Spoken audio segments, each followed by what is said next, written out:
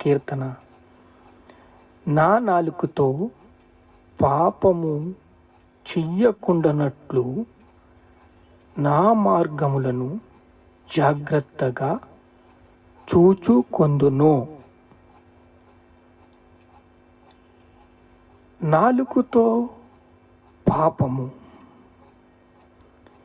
ఇది చాలా బాధాకరమైన విషయము. రెండు ఆజ్ఞలు యేసుక్రీస్తు వారు ఇచ్చినప్పుడు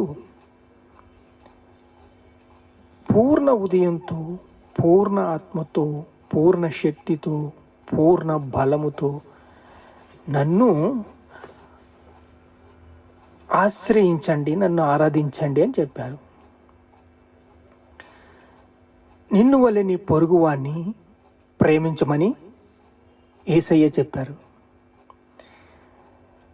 ఇప్పుడు నా నాలుకతో పాపము చేయకుండానట్లు నా మార్గములను జాగ్రత్తగా చూచుకొందును.